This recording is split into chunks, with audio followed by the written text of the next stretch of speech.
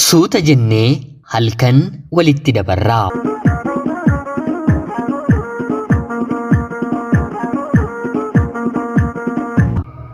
Yeroodhaaf maqaa kiyya himachuun barbaadu kanan dhaladheetti guddadhee Jiituu Magariituu Oromiyaa keessatti barnoota kiyyallee kutaa 1 hanga 8tti baradheera. Haa ta'uutii garuu kutaa 8 booddee maatiin kiyya humna qabaniin na barsiisuu waan hin dandeenyeef yeroo sana gaaffii jaalalaa fi gaaffii gaa'elaa dargaggeessa na gaafatetti heerumeen gaa'ela keessa seeneen jiraachuu jalqabe. Jireenya lafa kanaa keessatti waan akka dhabuu dhukkubni guddaan addunyaa kanarra hin jiru. Fayyaa ta'anii dhabuu, hiyyoomuu, waan gochuu barbaadan wanta dhabaniif akka of hanqisuu wanti namatti dhaga'amu namaa gadi kan nama godhu hin jiru. Maatii hiyyeessa jedhamu keessaan dhaladhe. Otuu haati kiyyaaf abbaan kiyyaa halkaniif guyyaa hin hojjetani ta'ee milkaa'uu fi dideetiin jedhama. Haa ta'uutii garuu hangan of bareetti abbaan koo dhukkubsatee sireerra ciisuu yeroo qabattullee sababa dhabiinsaan mandara namaarra naanna'ee qoraan falaxa ergaa ergama hin qota waa bitee gurguree buufachuuf ni yaala fi kanneen kana fakkaataniin haati kiyya ergan of baree kaasee hanga har'aatti abidda jalaa kaateen beektu haraqee danfistii. Farsoo naqxii gabaas qabdii. Haa ta'uutii garuu wanti hojjetani kuni eessan akka deemu eessa akka dhaqu hin beeku. Waggaatti nu ijoollee isaaniirraa uffata jijjiiruu hin danda'ani, dabtara mana barumsaa nuuf bituu hin danda'ani, nyaatallee guyyaatti 2 nyaachuu hin dandeenyu. Abbaan koo ijoolleen koo waan namaa ilaalti, waan namaa hawwiti, waan hiriyoonni ishee godhachuu barbaaddan godhachuu feeti jedhee ni dhukkuballee taanaan ganama barii ka'ee otoo aaduu gara hojii bakka waameetti deema. Kana hunduma keessaa garuu manni keenya duwwaadha. Yeroo beelofnu, yeroo rakkannu haati kiyya amma maallaqa as kaa'een turreeyii eessa dhaqe jettee ni fuutanii jettee nu shakkitee yeroo nu reebdu amma immoo akka nuti hin fuunes beektee abbaa manaa ishee waliin yeroo walitti buutu innis akka hin fuune yeroo hubattu gadi teessee maaltu fuudheen jedharee jettee yeroo boossu arguun bartee guyyaa gabaan jiruu mana keenyatti mul'atudha. Ni hojjetama haa ta'uutii garuu wanti hojjetamu bu'aan isaa bakka inni deemu hin beekamu. Bu'aarrayyuu darbee hundee isaa jalaa nyaatee haati kiyyas abbaan kiyyas namarraa liqeeffatanii liqii sana immoo deebisuu dadhabanii liqii sana deebisuuf nama biraarraa liqeeffachaa waggoota yeroo lakkoofsan yaadadha. Haadhaaf abbaa koof mucaa hangafaa waanan tureef rakkoo mana keenya keessaa hunda sirriitti nan beeka. Dhiphinni isaanii hinnaaf gala. Dhabiinsa isaanii nan arga. Anis kaayyoo kootti guyyaa tokko milkaa'een haadhaaf abbaa koo dhaba kana jalaa nan baasa jedheen nan abjoodha ture. Haa ta'uutii garuu kutaa 8 ga'een dabtara kutaa 7 yuunifoormii ciccitaan beelaan mana barumsaa dhaquun yeroo naaf gamu heerumatti hin seene. Haati kiyyas tarii heerumtee siif toluu danda'a heeruminaan jette. Anis carraa uumaan kenne bilisaan kan argattu kennaa dubartiidha mitire. Dargaggeessa baay'ina jaallachuu isaanitti himu tokkotti nan heerume. Akkuma na fuudheenis dargaggeessi kuni gara magaala biraatti na fudhatee waliin jiraachuu eegalle. Magaala waliin jiraachuu eegallettis ofiif dargaggoon kun hojii gurgurtaa daandiirraa yookiin immoo waan akka kaalsii, paantii, sigaaraa, karameellaa, loozii, kobbee, dabtara, soolii kophee fi kanneen kana fakkaatan sharaa afuun bakka gabaan gaarii jiru deemuun daldaluun nu jiraachisuu eegalee. Anis manan oolaatii hangam manan oolu mana namaa seeneen deddeebi'aa utuun hojjedhee jedhee yeroon gaafadhu lakkii akkam haadha manaa koo taatee mana namaa galtee hojjedhaa hin ta'uu jedhee na didee.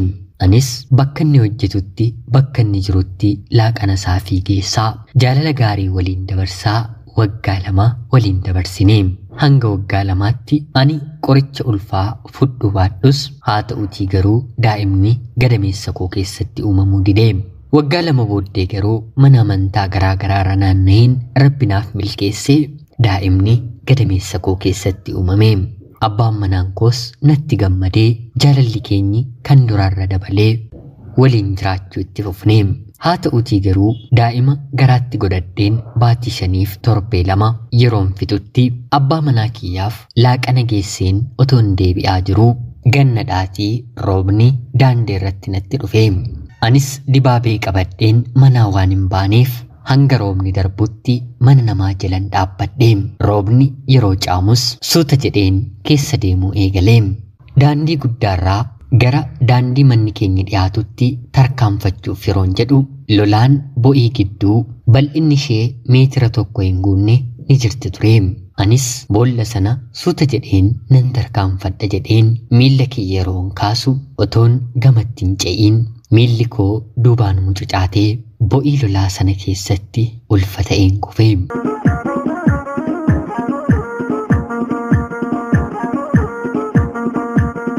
Namoonni naannoo sana jiran battaluma dhufanii na kaasanii. Haa ta'uutii garuu dhiigni yerooma sana narraa dhangala'ee. Mana galuunis mana yaalaa deemuunis bitaanatti ta'ee. Wayyoo daa'ima koo waggaa 2 booddeen argadhe nan dhabe jedheen mana galeen fooxaa wayii fudheen gara hospitaalaa deemee. Isaanis akka daa'imni boqotee jiruu fi qaama kiyya keessatti dhiiga akka jiru natti himanii. Bilbilas ofirraan qabun ture. Abbaa manaa kootti himuu hin dandeenye. Qaama kiyya keessaa daa'ima boqote ilma dhiiraa meeshaadhaan harkisanii na keessaa baasanii. Baay'ee ulfaataadha. Argatanii akka dhabuu kan namatti jabaatu hin jiru. Sa'aatii muraasas hospitaala keessa akkan ciisu naaf eeyyamanii.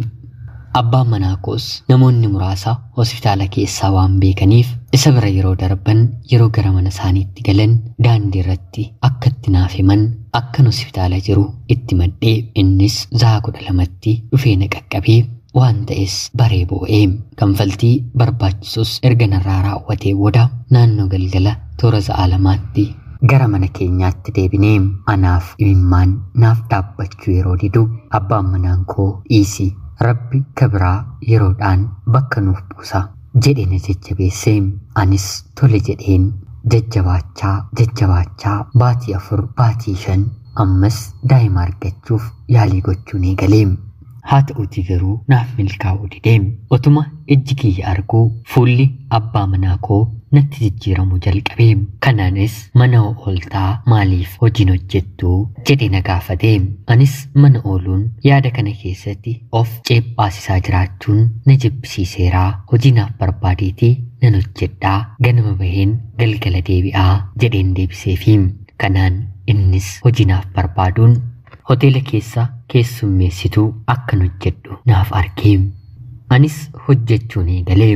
Mindaa kiyyaanis gatii mana kiraa kanfaluun tiippii namoonni qarshii 2 qarshii 3 naaf kennaniin immoo walitti qabeen buddeenaa fi waan ittoo ta'u biteen gara manaatti galuun baasii inni kana dura danda'u ture mataa kiyyaan danda'uun eegalee. Innis hojiin kan kee mana keenya kan danda'u yoo ta'e ani immoo walitti qabeen kan koo hojii kiyya guddifadhaa mana kireesseen suuqii uffataan banadhaa jedhee na gaafate. Tole jedheen jabaadhee hojjechuutti fufee. Otoo daa'iman godhatiin ammas waggaa 1 gahee.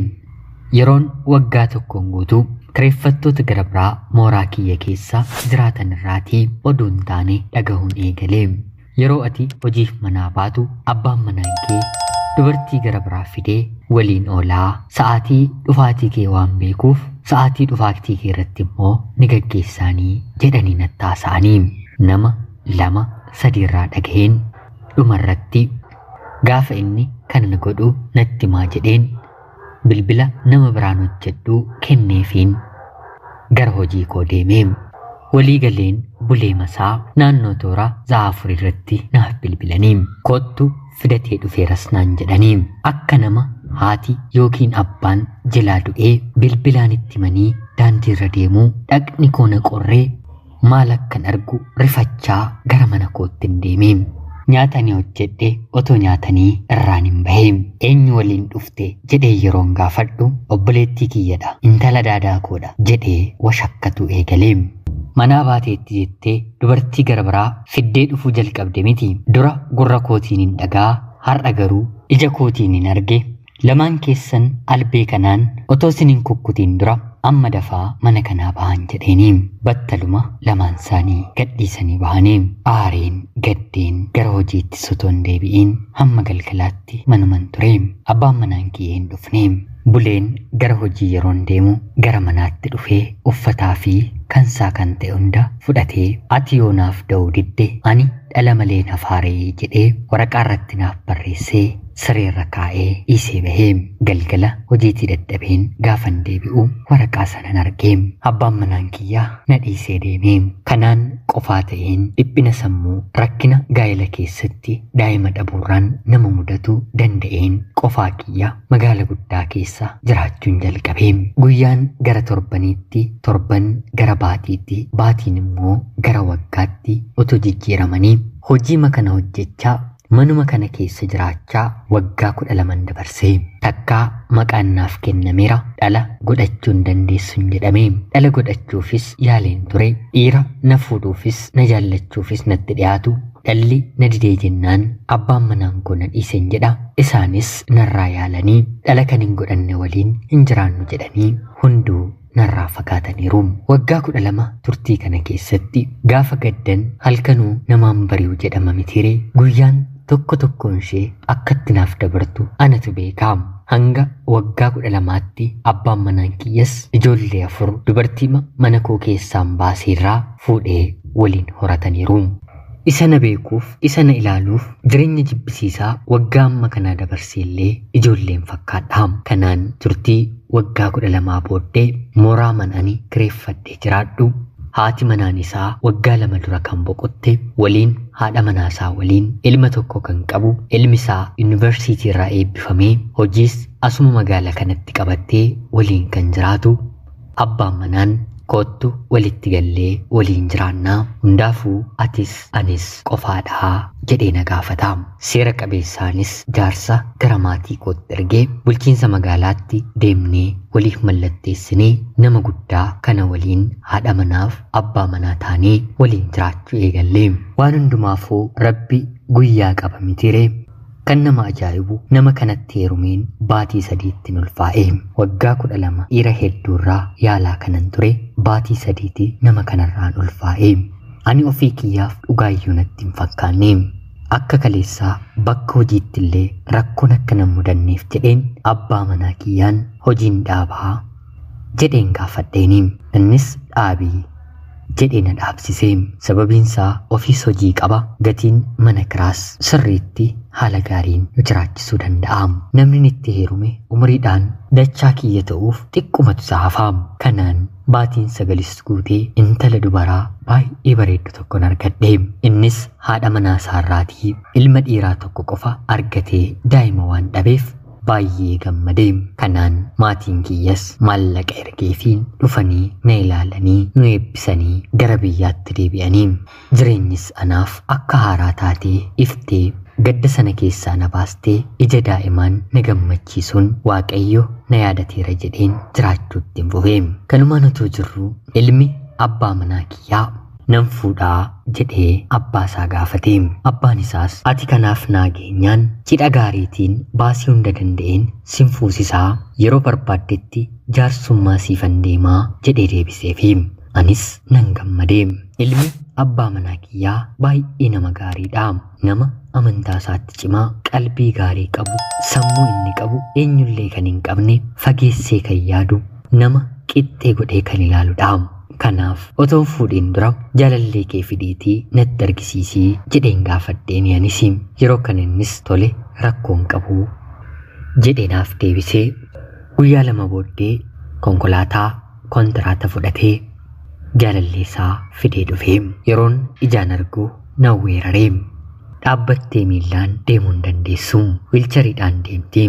Waggaa 3 dura kutaa 8ffaa otoo barattuu balaa konkolaataatiin akkana akka taate hanga ammaatti fooyya'aafii jira malee guutummaatti akka hin fayyine mucaan abbaa manaa kiyyaa natti hime. Miirri mucayyoo akka hin tuqamneef jedheen miira keessa kiyyaa dhorkeen buna danfiseefiin nyaata nyaachiseen gara abbaa isaatti bilbilee. Waan akkanaadhaa jedheen yeroon abbaa isaatti himu abbaan isaa fiigee dhufee bilbilees ilma isaa waamee. Hangam gaarii yaaduu dandeessa? Nama gaarii ta'uu dandeessa? haa ta'utii garuu gaa'ela kana keessan seenta taanaan ati anaaf ilma ani immoo siif abbaa ta'uu hin danda'u jedheetti hime. Yeroo kana ilmi abbummaa situ naaf kennee ilmummaa ani siif kennee utuu hin taane uumaa rabbiitu nuuf kennee ani mana kana keessaa kutaa tokko naaf laattee jennaan waan biraa sirraan barbaadu qabeenya haadha kootiis jedheen sirraan hiradhu jedhee deebiseefi. Kan ilmi inni fuudhu ittiin qaanofne anaa fi abbaan isaatti qaanofne. Sanarratti mucaan kun hanga gaa'elatti seenutti dubartii bira ga'ee hin beeku. Kanaaf siyaasa gaa'ela keessa jirus hin beeku. Anaa fi abbaan isaa keessumaa immoo ani gaa'ela kanatti akkan seenneef nan kadhadhe. Homaa amansiisuun hin dadhabe. Booddee irratti yoo ati jaallatte egaa ani maaliin godharee? Booddee garuu ergatti seentee booda qalbii mucaa kanaa akka hin cabsineef of eeggadhu.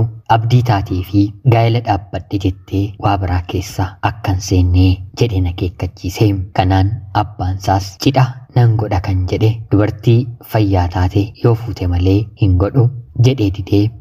Baatii lama booddee abbaan isaa jaarsa sotoon ergiin mucayyoo kana qabatee nu waliin jiraachuu eegalee. Abbaan isaa erga haati manaa boqottee booda siree ishee waliin irra ciisaa ture. Haadha manaa lammataa fuudhee siree haadha manaa koorraa hin ciibsu jedhee hiikee mana duuba kaa'ee anaaf inni lafa bullaa. Anis akka tasaa lafan jaalladha.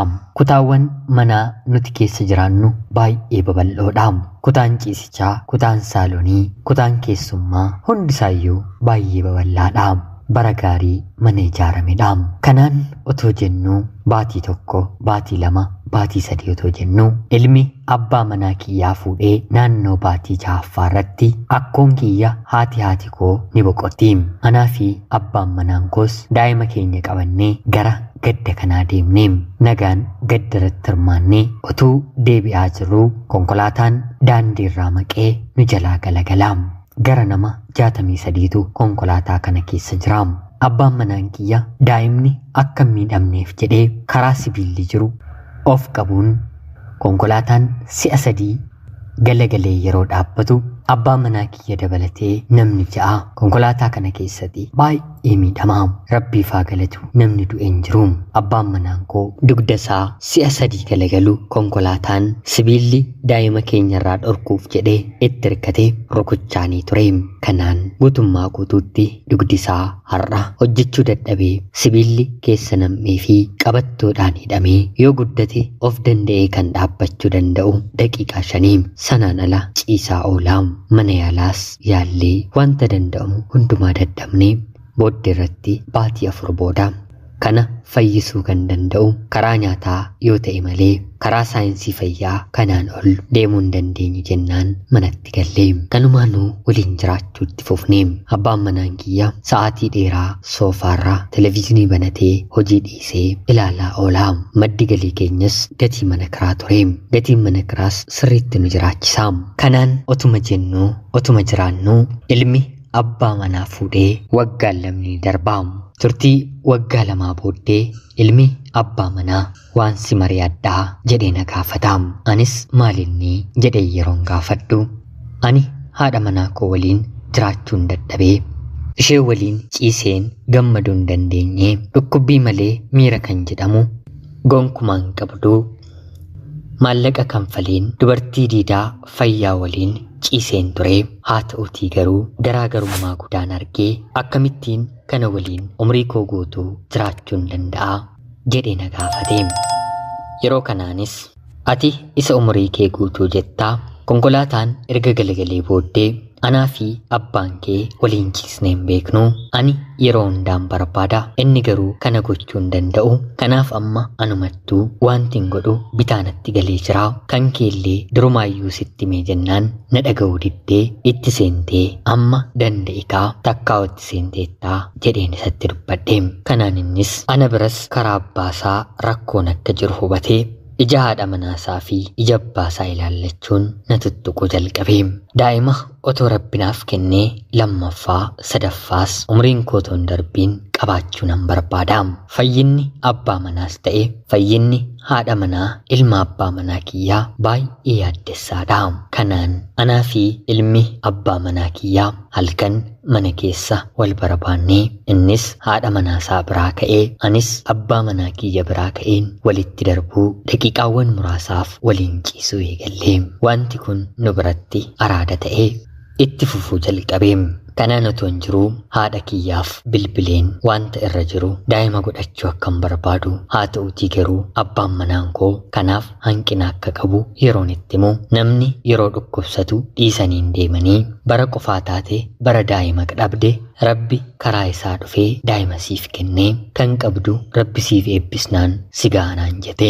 Ani garuu yaada haadha kiyyaan fudhanne walqunnamtii kan hin qabu immoo ilma abbaa manaa kiyyarraa waliin hin qofaam. Tarii otuu gadameessi koo fudhatee daa'imni gadameessa koo keessatti uumamee ilma abbaa manaa kiyyarraatii daa'ima godhachuun rakkoo qabaayii jedhee sin gaafachuuf seenaa kiyya siniif hin qoodeem. Haalan keessan jiru hubadhaatii yaada keessan naaf qoodaam. Ana obboleettii keessan Jiituu Magariituu Oromiyaa keessaatii. Ulfaadhaa nagee.